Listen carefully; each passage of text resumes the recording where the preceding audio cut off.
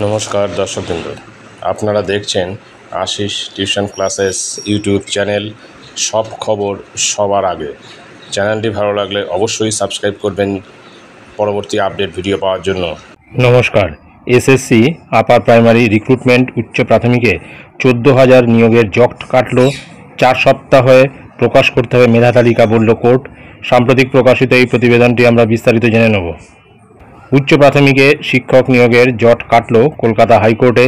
14,000-এর বেশি শূন্য পদে নিয়োগের জন্য নতুন করে মেধা তালিকা প্রকাশের নির্দেশ দিল আদালত। আগামী 4 সপ্তাহের মধ্যে মেধা তালিকা প্রকাশ করতে বলা হয়েছে স্কুল সার্ভিস কমিশনকে। তারপরের 4 সপ্তাহের মধ্যে কাউন্সেলিং করতে হবে, এমনটাই নির্দেশ দিয়েছে হাইকোর্টের বিচারপতি তপব্রত চক্রবর্তী এবং বিচারপতি পার্থসারথী চট্টোপাধ্যায়ের ডিভিশন বেঞ্চ।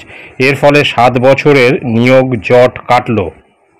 2015 সাল থেকে উচ্চ প্রাথমিকের নিয়োগ প্রক্রিয়া ঝুলে রয়েছে। হাইকোর্টের নির্দেশে বারবার এই নিয়োগ প্রক্রিয়া স্থগিত হয়ে গিয়েছে। 2020 সালে নিয়োগ প্রক্রিয়াটি বাতিল করে দিয়েছিল উচ্চ আদালত। 2023 সালে প্যানেল প্রকাশের অনুমতি দিয়েছিল হাইকোর্ট। তখন ডিভিশন বেঞ্চ জানিয়েছিল প্যানেল প্রকাশ করা যেতে পারে, তবে কাউকে নিয়োগের সুপারিশ করতে পারবে না এসএসসি। এরপরে মামলাটি যায় নতুন ডিভিশন বেঞ্চে। গত 18 জুলাই বিচারপতি তপব্রত চক্রবর্তী এবং বিচারপতি পার্থসারথী চট্টোপাধ্যায়ের ডিভিশন বেঞ্চে এই সংক্রান্ত শুনানি শেষ হয়েছে। বুধবার রায় ঘোষণা করা হলো। উচ্চ প্রাথমিকের নিয়োগ প্রক্রিয়ায় একাধিক ত্রুটির অভিযোগ তুলে ধরে হাইকোর্টে মামলা দায়ের হয়েছিল। 2023 সালে শুধুমাত্র অনুমানের ভিত্তিতে ইন্টারভিউ প্রক্রিয়া থেকে 1,463 জনকে বাদ দেওয়া হয় বলে অভিযোগ। মামলাকারীরা জানান যে ওই সিদ্ধান্তের নেপথ্যে কী কারণ রয়েছে চাকরি প্রার্থীদের তা জানানো হয়নি। পরে 4 বার তা খতিয়ে দেখে এসএসসি। শেষে ইন্টারভিউ থেকে বাদ পড়েন 74 জন। সেক্ষেত্রেও সঠিক নিয়ম মানা হয়নি বলে অভিযোগ ওঠে।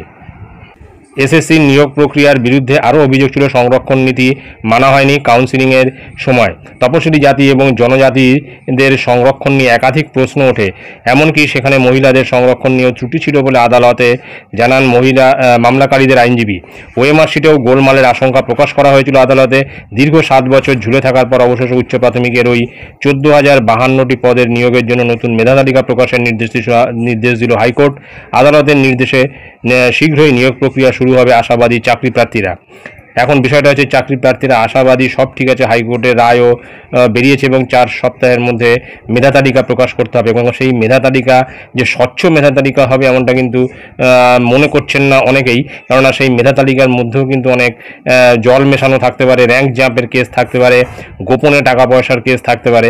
এখন সেই মেধা তালিকা কতটা স্বচ্ছ তার উপর নির্ভর করছে এই নিয়োগ প্রক্রিয়া কতদূর সার্থক হবে। তো যাই হোক, দেখা যাক এই মেধা তালিকা অর্থাৎ স্বচ্ছ মেধা তালিকা প্রকাশ করে কিনা এসএসসি। এটাই ছিল গুরুত্বপূর্ণ আপডেট যেটা আমি আপনাদের সঙ্গে শেয়ার করলাম। ধন্যবাদ।